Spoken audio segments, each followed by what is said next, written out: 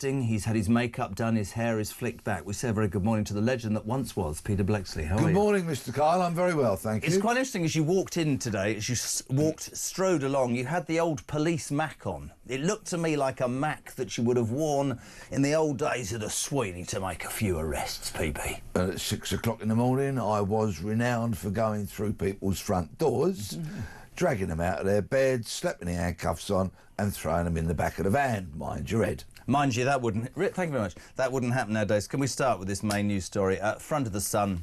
I mean, unbelievable. Trained suspect knifed two before attack. We have to obviously say these are alleged accusations. He is a suspect, of course. Anthony Williams, 32, yesterday appeared in court on 11 attempted murder charges, Pete, based on what happened on that train. But it transpires, if you believe this, that he... I mean, there are major questions about your ex-colleagues after this suspect's 24 hours of knife mayhem. I said it before, waving a blade in a barber's, stabbing a 14-year-old boy allegedly in the face and attacking somebody else. What the hell's going on our streets? If you can hear the sound of a shredder going this morning, I suspect it may well be mental health workers somewhere. Anyway, I'll say no more on that front. No, please do. Well, you know, I must not speculate. This man has been charged, so I'm going to speak in pretty generic terms about the state of Britain, increasingly dangerous Britain, frontline police officers' workload, what they do and how they operate. The harsh reality of life is now, compared to when I was wearing a uniform, which was a long time ago, if there was a stabbing back in those days, everybody on our shift, it was called a relief then, would flood to the scene. Somebody would deal with the victim, somebody would be searching for witnesses, people would be looking for the suspect, trying to pump out as much information as we could to get what was clearly be a dangerous person in handcuffs. The sad fact of the matter is now, is there are so many stabbings that sometimes police officers are dispatched to deal with it, and it may only be a couple of officers. They may record the details. They will try, of course, and preserve the life of the injured party, or if it's a less serious stabbing and it's something that can be dealt with a visit to hospital and there's no threat to life, it does not get the resources and the importance applied to it that it did in my day, because it is a daily occurrence. When I was a frontline cop, a stabbing was a shocking event. But it is a shocking event. I keep thinking about that train, and then I think about allegedly 3 incidents the day before, and of course we'll all rein in on the police and say, yeah, I mean, there are huge questions for you to answer. This goes back to politicians cutting the numbers of policemen and women on the streets, doesn't it? It's workload. It has to be that. It certainly does, but it also is very much the fact that senior police leaders for the last generation or a half of policing have turned it, remember, from one example, the Metropolitan Police Force into the Metropolitan Police Service. And not only is that because the word force is dangerous? Oh, we can't say force. Far too intimidating. And not only did the name change, but what they do, they changed themselves. They morphed into a kind of pseudo-social work organisation, getting involved... Do you blame the coppers on the streets, or do you blame their bosses? Because, of course, you made a point, which I think is really important. You know, something like this in the old days, they would flood the streets. Now there's less resources. But there seems to be a groundswell of opinion which would say that actually the police don't seem as... not interested, not as rapid, not as... The whole thing seems to have changed. I mean, I always jokingly say, you know, we were scared of the police. You know, I mean, if the police were going to take you back home to your mum, you were in trouble, right? Yes, and I understand that, and you might have been in even more trouble, courtesy of your mother, than you would have been of the police officers. But I see youth laughing at the police now. They don't care. Yes, they do. But I remain unashamedly a huge fan. In fact, I love those committed frontline police officers who go there, who actually want to be slapping the handcuffs on, who want to be nicking people. What if you hurt somebody's wrist, though, in doing that? How does that... As long as it's proportionate and necessary, you'll be fine. But the police need to be a bit more robust in their own defence of their actions. But you've got to remember, they've got an unfit for purpose organisation, the Independent Office of Police Conduct, that will crawl all over their actions and take years to make a decision over actions that were probably decided in a second or less. Okay, you've got police chiefs, these ones who are climbing that greasy pole of promotion, who are managers and not leaders. They are desperate to get the next rank. They will trample upon anybody in order to do that. And because, in the name of inclusivity, for example, they have driven so many of the nonsense policies and directives that they've handed down or they have joyously embraced from another pathetic organisation, the College of Policing. I get regular messages from the front line, or quite often via their parents, because they don't want to contact me for fear of being hauled over the coals and losing their job for speaking to such a dangerous commentator as me. Are you dangerous? Well, that's how senior police I just thought I'd check. would regard. Of course, why is he I'm not here if he's dangerous? Yeah, exactly. Yeah. Right? And the parents say, my child, my daughter, my son joined the police. They love arresting bad people, but they do not enjoy, for example, a lot of the pseudo-social work that they get sent out to do, and they do not like spending an entire shift sitting in A&E guarding somebody, or being called in to sit at a cell with the door open because somebody is apparently a suicide risk. That is not what they want to do for 8, 10, 12 hours a day. These officers, the ones that join because they want to get out there and really make a difference, save lives, nick people, are getting increasingly frustrated. Love to know what you think of that. I agree with PB completely. 0344 499 1000. Keep those texts coming. 87222. This will get you. This is guaranteed to get PB going. Assaults on trains have tripled in a decade. I asked you this morning, how safe do you feel? Mark in Croydon, watch PB go. I get the train 5 days a week, and the things you see is just a snapshot of UK life, I reckon, Jez.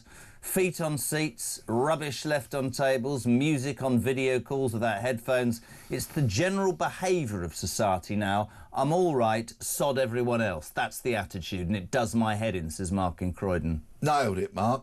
Anybody who follows me on social media, particularly X, will know that from time to time I post photographs of people with their grubby shoes on seats because it is so antisocial, it is so disrespectful, it shows such a lack of consideration for others, and it irritates me. But the lowering of general standards, I completely buy into that. I travel on trains most days of the week, and I concur entirely with And what I Mark think that says. standards have dropped, weirdly, because we're talking about how the police spend so much time making sure that they're proportionate in terms of how they respond, and they're worried about their bosses saying, did you do this? Were you treating the people unfair? I look at it like kids, right? Kids actually respond to discipline, and they respond to routine. That's how you bring a child up, and I should know. But the truth is, right, I believe that fear factor, just that respect, I think that's gone. And I just think that permeates through society. Eddie says, say this to Pete, there are too many bloody police manning the hotels housing illegal migrants that they're not on the streets looking for the real crooks. There's a lot of police officers doing anything but being out on the streets. How does anybody think above them that that's a good idea?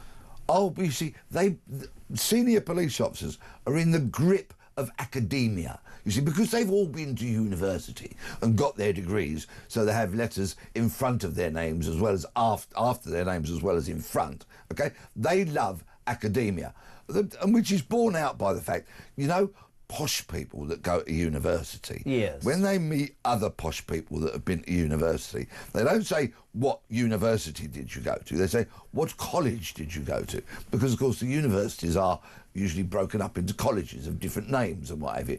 That's why, because they're so up themselves, they call themselves the College of Policing. It used to be the National Policing Improvement Agency, but no, not academic enough for them. They have to call themselves the College of Policing, right?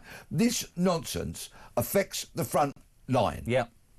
I couldn't agree more. And I think so many things that are happening in this country right now, I always say the silent majority have woken up. They've woken up to the immigration problems. And I think in terms of, safety, That's what I asked this question this morning about people about, on train. To sorts of tripled in a decade. Do we feel safe? Do we not have a right to feel safe on our streets, on our trains, in our everyday life? And you hear stories of women who are too scared to walk home at night. I told the story of my son the other day, old people being abused. And all of that sort of antisocial, I don't know. I was watching a commentator from America the other day saying, what the hell's happened to the United Kingdom? It's just that so much of the fabric of what I was brought up to believe in seems to have gone. And I don't know how you get it back, Pete. I don't know how you get it back.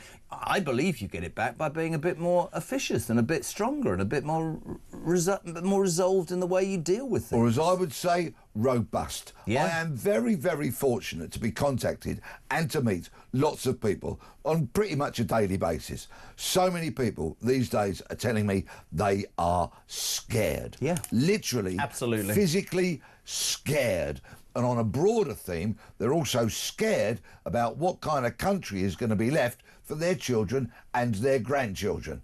People want something done. Now, look at the police. They mobilised 6,000 officers to respond, OK, they had to the disturbances following Southport. Mm-hmm. They also, the Metropolitan Police, mobilised some 6,000 police officers to deal with the Notting Hill Carnival. Which tells me the officers are there, which tells me it's the will, right? It's the government. So they are there. OK, it might be unsustainable to do it each and every day. I get that as senior officers whinge and moan at me. But, right, the fact is they can mobilise in numbers. And the fact, what needs to be done now is to tackle and challenge the culture of people carrying knives. Yeah. And I don't care if I'm stopped and searched. I'm stopped and searched every time I take my rucksack into a football ground. I'm used to it. I'm not bothered by being searched or being stopped. But, you see, you have the left. In fact, you have the right. Theresa May, that appalling woman, and her dreadful tenure as Home Secretary and Prime Minister. She forced the police into doing less stop and search. It halved or more. Look what the result was. Well, listen, I had this discussion yesterday, and somebody I thought wrote the greatest text ever, and just said, look, if you're objecting to being searched and stopped, then presumably you've got something to hide. The big debate has always been, and my job is to give both sides of the coin, I'm guessing, is that they will say in London, Sir Sadiq, God, don't get me on that.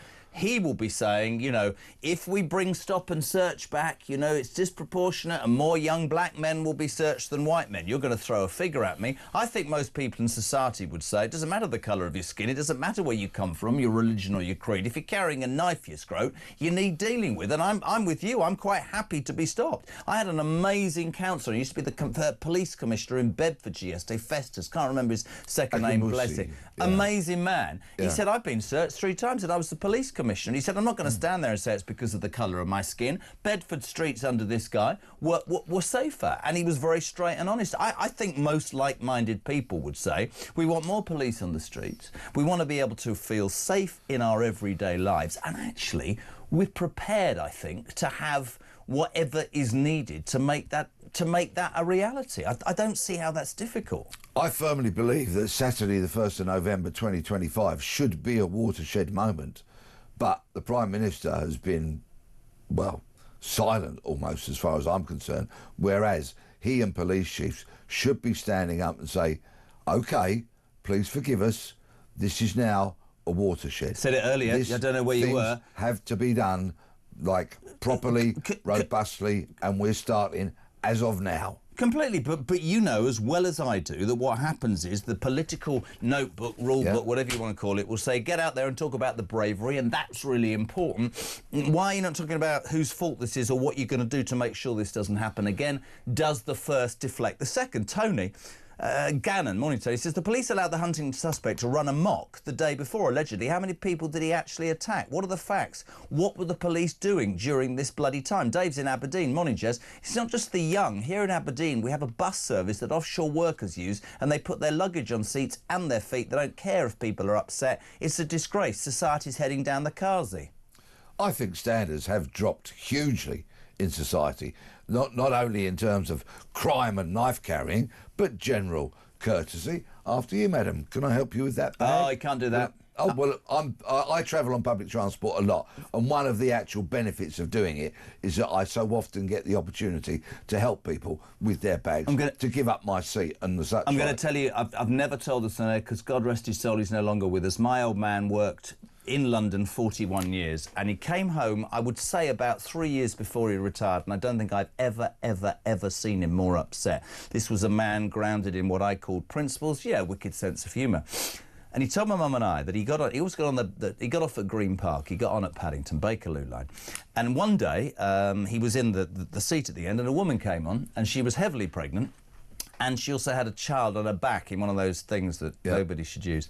And he stood and said, "Would you like my seat?" And in front of the entire carriage, he was 60 at this point, she said, "You sexist git, who do you think you are? What, you think I'm not strong enough as a woman to be able to stand up?" And literally, I never saw him cry very often. He was so devastated that night because almost every part of the fabric of what he believed in, opening the door for a woman, saying, destroyed. And some of that, and I'll stand in the face of any feminist or lefty who tells me it's wrong. I don't think there's anything wrong with that. I think that's a nice thing, a good thing, and it's disappearing. Of course, and I do it on a daily basis, and I overwhelmingly, in fact, I've never had an experience like that. It's a true story. Your dad had, but I always get a lot of gratitude for doing it. Stand up. If there's a family, give your seat to the kid or whatever. A person more older than you, all right, I don't see many people older than me on the tube. It's not possible. But I still do that. And I do look aghast sometimes at rows and seats of young people,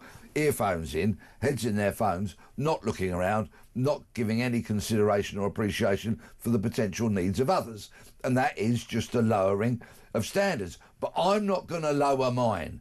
I've drummed it into my kids that manners maketh man, and I shall abide by that until I gasp my last. Good.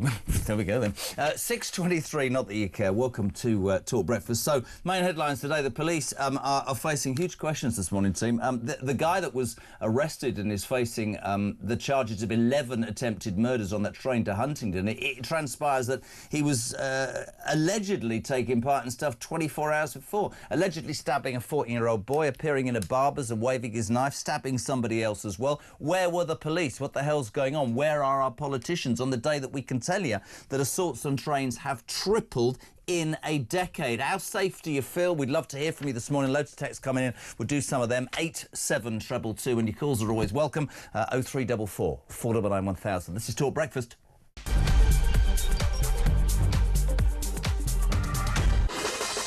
Morning, gang. Ahead of 6:30, not that you care, this is JK on Breakfast. Peter Bleksley, good morning, sir. Good morning to you. Responding to loads of stuff in the paper, but the main news story, the police are facing huge questions this morning. The suspect who has been charged with 11 attempted murder on that train murders, allegedly, Pete, 24 hours before, stabbing a 14-year-old boy, waving that knife in a barber's, running amok. Where were the police? What the hell's happening? And I simply asked the question, on the day we can tell you that train assaults have tripled in a decade, do we feel safer? We were talking about standards. Pete, Jez, I'm even older than you both, so I remember being young during the IRA terrorism, says Debbie in Surrey. In those days, whenever you went to public places, your bag was searched. I don't mind. I wouldn't mind if it made us all feel safer. Good morning to Paul from Manchester. I'm all for stop and search. In 1987, me and my friend were going to work a 10 p.m, 6 a.m. shift and were stopped by 2 police officers and asked to show what was in our bags. If you have nothing to hide, surely the reality, says Paul in Manchester, is that it doesn't matter and it's for everybody's safety. I couldn't agree more. But if you're a lunatic, lefty, unhinged Labour politician, or maybe a lefty, lunatic, unhinged, independent politician... Yes, or just a politician who's just loony. Same kind of thing. Yeah, right? Of course. They jump up on their high horse and they will scream, disproportionate, racism, unfair, absolute nonsense. Right. Chris, okay? Look at the stats. Look at the stats. Agree. Who commits most knife crime? Who are victims of most knife crime? The stats speak for themselves. Chris is in Lancashire. Morning, Jed. Just wondering what percentage of people under stop and search have actually been found to carry a knife. Does Pete know?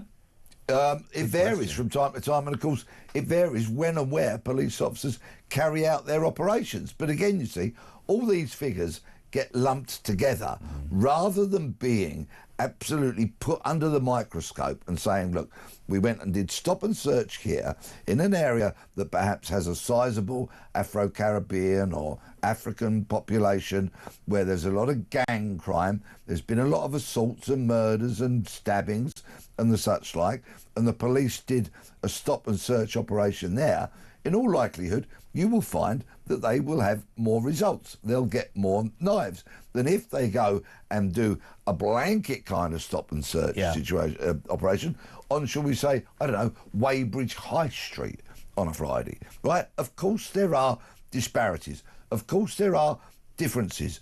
But I rewind to Saturday night.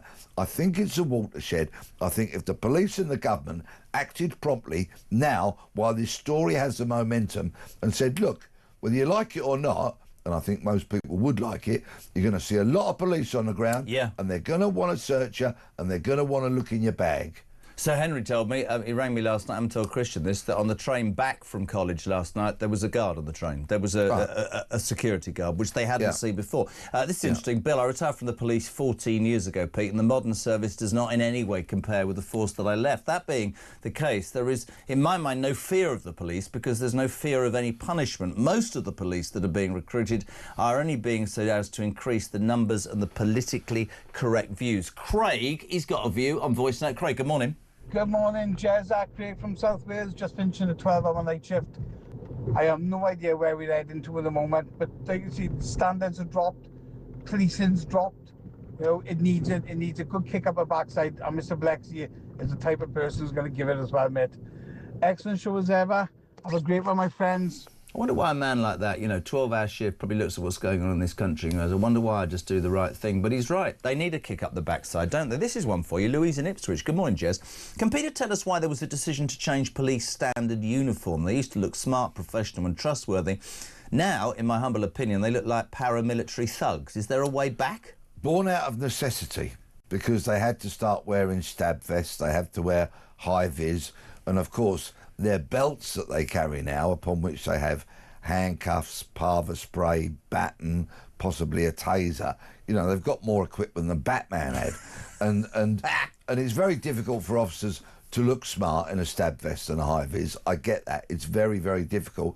But born out of necessity, I'm afraid. Welcome to Britain in 2025. Just here before we move on, hi all. I policed in the 80s, 90s and into the 2000s, always frontline. My last 15 years were on response. Your show this morning has well wound me up because of how I see the way things are in our society. Well, I'm glad we haven't wound up that caller. He's wound up because of how society is. Yeah. I completely agree. And Bill, one of the earlier contributors, another ex-police officer, I think what Bill may have been alluding to was about deterrence. We don't have deterrence. We need significant deterrence. And prison punishment needs to be punitive. Of course it does. The sentences need to reflect the potential danger. Yeah. If you've got and a don't knife, get me on it, and when you get sent to prison, serve the bloody sentence. Don't be out in a week. Right, let's move on. I'd love to take your comments. Keep them coming. 0344 499 1000. Text to 87222. You might wake up this morning and think, surely not. Amazing story on the front of the Daily Telegraph today. The BBC, doctored a Donald Trump speech by making him appear to encourage the Capitol Hill riots from 2 years ago, according to an internal whistleblowing memo seen by the Telegraph. This is an organisation that is supposed to be our state broadcaster, Pete. They were an organisation that yesterday apparently started moves to encourage us to think it would be all right if they increased our licence fee to 180 quid. They're accused of doctoring a speech for a man that politically the BBC would think was the lowlife Donald Trump. What in the name of God? I mean, this is the BBC all over. Surely it is. Time to... honestly, the whole thing about the BBC does my head in. This is an incredibly important and also disgusting story. This report has been circulated in Westminster. It's not been made public yet. And somebody, thank goodness, has leaked it to the Telegraph. Can I just play this clip? This is the BBC's version of Trump's speech compared to what he actually said. Let's just take this in. Have a watch. Have a listen. We're going to walk down to the Capitol, and I'll be there with you. And we fight. We fight like hell. We're going to walk down to the Capitol, And we're going to cheer on our brave senators and congressmen and women. Sorry. Do you know what I'm going to do? I don't usually do this. I want to play that again. My mouth actually dropped open. Wherever you are this morning, the BBC... Wow. We're going to play you what the BBC said Trump said, and due to a whistleblower, front page of the Telegraph, we're going to play you what was actually said by Donald Trump. This isn't a I'm sticking up for Donald Trump. This is the BBC is an utter national disgrace. Do it again, Mark, if you can. We're going to walk down to the Capitol, and I'll be there with you, and we fight. We fight like hell. We're going to walk down to the Capitol,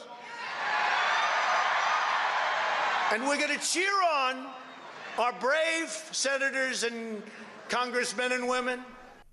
A lot of people listening to this will, when I say the next thing, will go, thank God for that. I'm almost speechless. This is supposed to be our state broadcaster. This is supposed to be our the unbiased organisation that delivers us our news. Is it any surprise? I mean, that sounds Trump-esque, that the mainstream media are less believed on a daily basis. Pete, that's appalling. Truly disgusting. Absolutely disgusting. Lies, lies, lies. Spliced together to suit their pernicious narrative. And in furtherance of that clip, because there were other sins that they committed, they showed footage of people marching on the Capitol, OK, as if it were as a response to what Trump said, and actually people had started marching to the Capitol before Trump even spoke. I didn't even know that existed till this morning. I mean, that is truly shocking. Yeah, it's such an egregious breach of trust. The BBC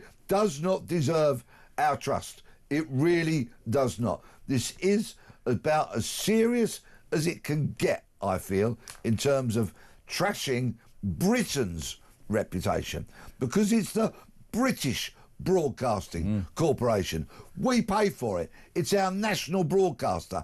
They are trashing our reputation. Yours, mine, everybody listening and watching. I completely agree. And what's really interesting is whenever we talk about the BBC on this station, we talk about, you know, should it be defunded? Should, in fact, is there a justification for them saying, you know, I want 180 quid, and we're all going, hold on a second, you make your choices on television now. You get to choose what you want and you pay for it, and that's the way it is. And surely a subscription service is the fairest way for anybody. It's like selling your product. If your product's attractive, people will buy for it. But this goes deeper than the cost. This goes to the very essence of what the BBC is supposed to be about, and actually completely and utterly justifies the criticism that we certainly and other stations have of the BBC, which is they have an agenda. They are run by people who absolutely have an ideology that is not unbiased. It's not straight down the line. It is leftist and it is wrong. That's actually, I'm actually sat here thinking, I mean, it's not even completely misleading. That is pernicious. No. Those are, as you said, pernicious lies. Absolutely. Frightening. Frightening. If this is a window into the soul of the BBC, and I'm taking it as that, this is what has been exposed of what they did, then they are corrupt and they lie, and the corporation clearly is not fit for purpose. And they want more money. They want more money from you on the basis of that. I mean, that's unbelievable. I'd love your response to this morning. The BBC, shock horror, has lied to you. I just want to repeat that because I'm going to go to the break by playing that again.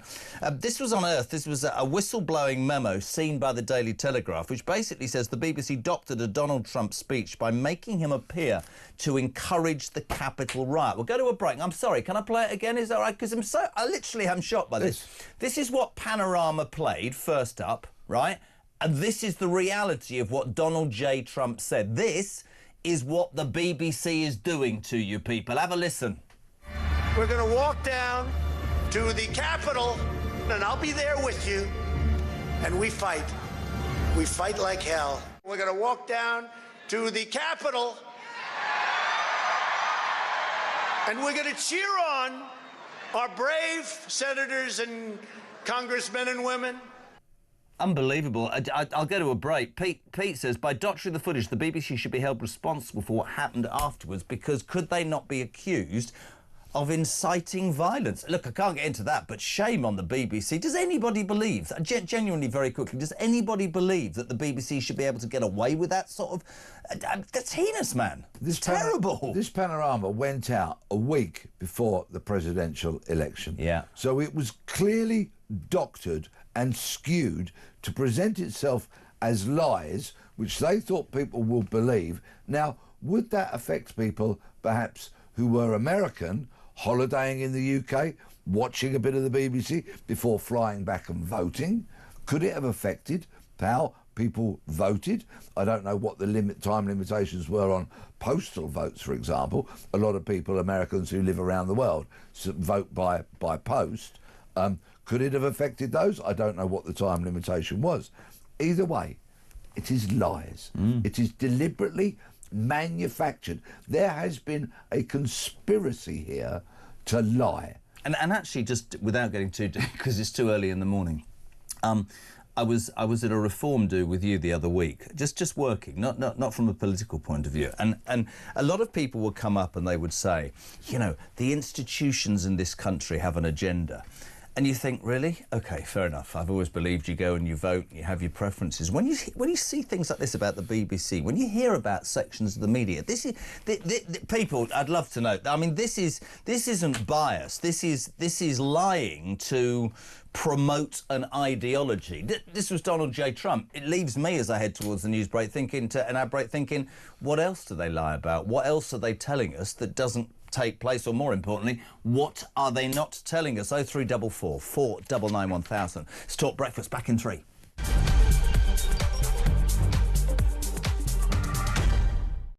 Quarter to 7. Look, can I just do this quickly, Pete? I know I'm abusing my position. The wife's been on, Victoria. She's tuned in again 2 days running. I thought she might say good show. Loves you, loves everything that comes out of your mouth. And my children, Oliver and Iris, are basically totally watching you this morning. So. That's very kind. I wish them all the loveliest of days. I wouldn't trust him. 0344 499 1000. This story about the BBC has completely shocked me. If you are just tuning in, story on the front of the Daily Telegraph today that the BBC doctored a Donald Trump speech by making him appear to encourage the Capitol riots, those terrible riots that took place. A couple of police officers died. This is an internal whistleblowing memo seen by the Telegraph. Joanna from Salisbury says the BBC might need to raise our licence fee to pay for the money that they're going to have to pay out when Donald Trump sues them. Tash in Bexhill, Jess, good morning. The BBC clip is appalling. So glad I haven't had a TV licence for 3 years. They should be sued. But better to ban the BBC. I'm ashamed, as Pete says, that they have got Britain in their title. Good morning to Kevin, who's enjoying the show. Hello to Mark Eaton. He says, I knew we were in trouble 20 years ago when people started doing their bloody shopping in their pyjamas. He's in Northampton. Yes, I think that's a shocking thing. Perhaps should carry a very lengthy term of imprisonment, like taking your kids to school in your pyjamas as well. That should be an arrestable offence. You think so? Yes, I do.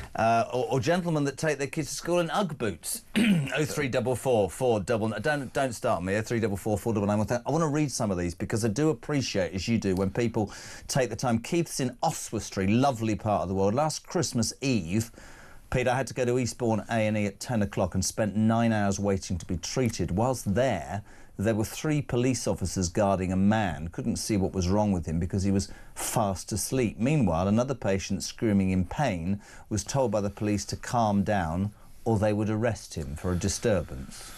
Wow. Oh, God. What a waste of resources, you see. 3 police officers. Yeah. Lena Thompson. This is interesting. I was far too anxious to travel to see my brother after my 4th back surgery left me with mobility issues, Jez. After 10 years, I managed to take that huge step to see my family in Brighton. I flew the first time, then used the train afterwards, travelling 2 or 3 times a month. An incident on my last trip on the train where a drunk guy was sitting next to me being belligerent from London to York left me so afraid I've started flying again as I was anxious. However, this morning, my anxiety levels about using public transport to go to see my brother have returned. I was due to go, and I look at it all and I think I really do seriously fear for my kids and my grandkids' future. And this is on the back of the news that assaults on trains have tripled in a decade, that appalling situation over the weekend. I get her completely, Lena, don't you? Completely. Lena and others, please forgive me if I'm repeating what I said earlier on this hour, are contacting me saying they're scared. So how can Starmer sit in 10 Downing Street and not do anything about it? Yeah. Possibly because he's surrounded by nodding dogs, yes people, who tell Starmer what he wants to hear rather than what he should be hearing, and that is people are living in fear.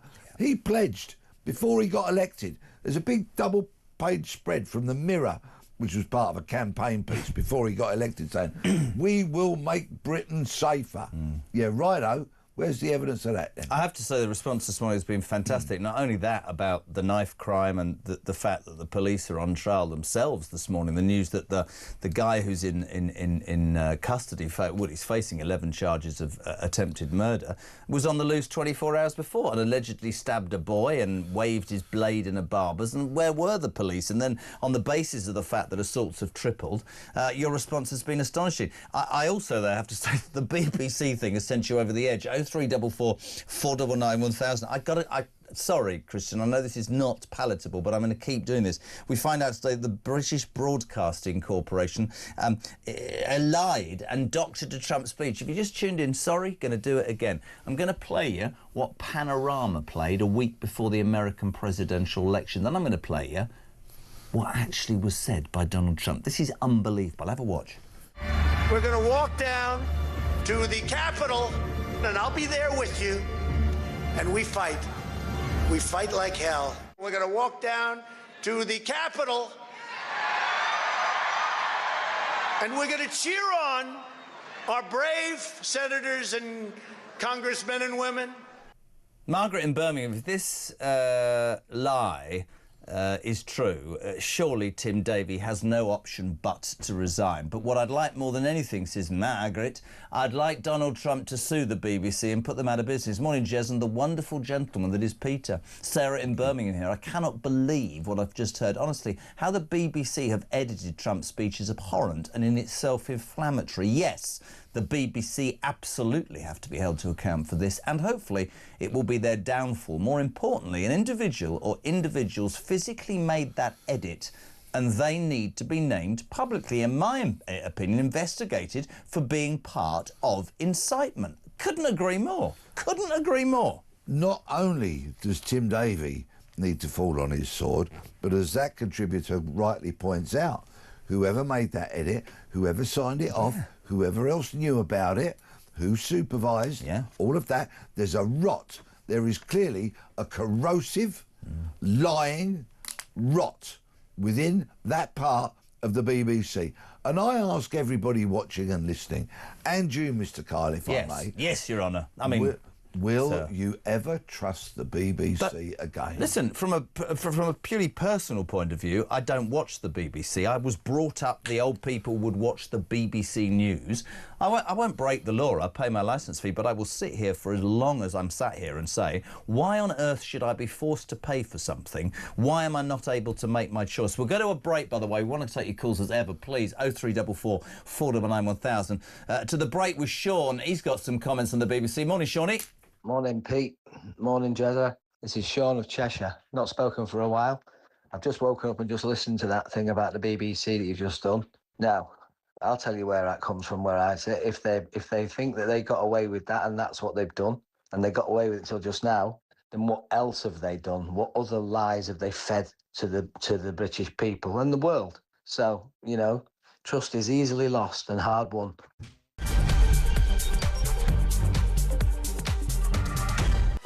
Welcome back, 5 to 7. Peter Bleksley. We've done the police facing huge questions and the tripling of assaults on trains. We've done the BBC. I'd just like to take a moment here at 5 to 7. Rachel Reeves today, or Rachel Thieves to most of her friends, or Richard III, if you have a look at her, will lay the ground for her biggest promise-making budget betrayal. Because we all know one thing about the Labour Party, they are going to basically raise taxes. Despite the fact they said they wouldn't, they will, because they give money to people who don't deserve it, and they couldn't basically... but they just can't organise money, can they? This doesn't work for them.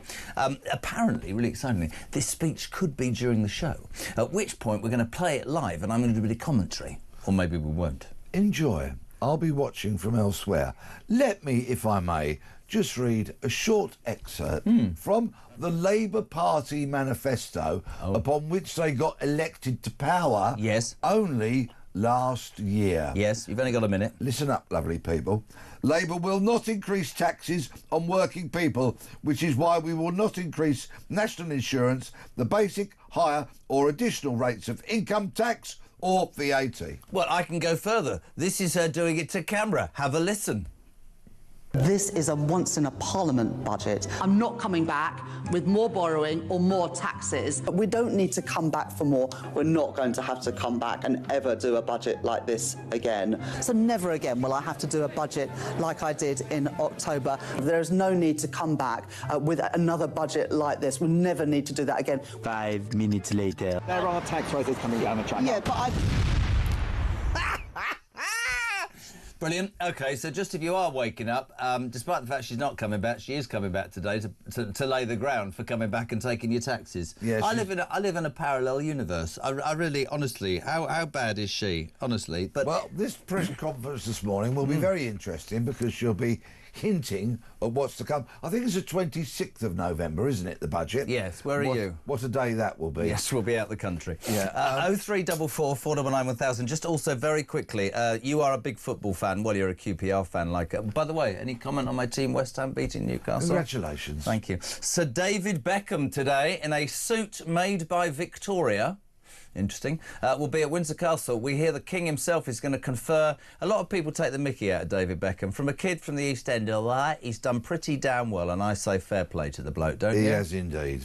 And a successful marriage, plenty of kids and all that kind of stuff. You're not selling this to me at all. And a sort of successful marriage, plenty of kids. No, and as far as I know, he's never featured on the front of a tabloid for rampant misbehaviour, shall we say. Rampant misbehaviour. Also today, apart from Rachel Reeves telling you that she's going to have to take more money because she can't do her job properly, the John Lewis Christmas ad hits the screen. And yesterday we discovered on this show that the boss here, Danny, decided to launch Virgin Radio Christmas on Saturday, 1st of December. 1st of November, sorry. How do you feel about Christmas songs early doors? Are you happy about that? I think the 1st of December should be the opening of sort of Christmas adverts and celebrations. Do you wear a Christmas jumper in the Bleksley household? Are No, you I don't. a happy man, or are you? No, but I've got a selection of very stupid hats. Have you? Yes. Could you wear one every week you come on and do this? I'll up wear to one Christmas? as Christmas inches ever closer. I'll bring in my favourite. Fantastic.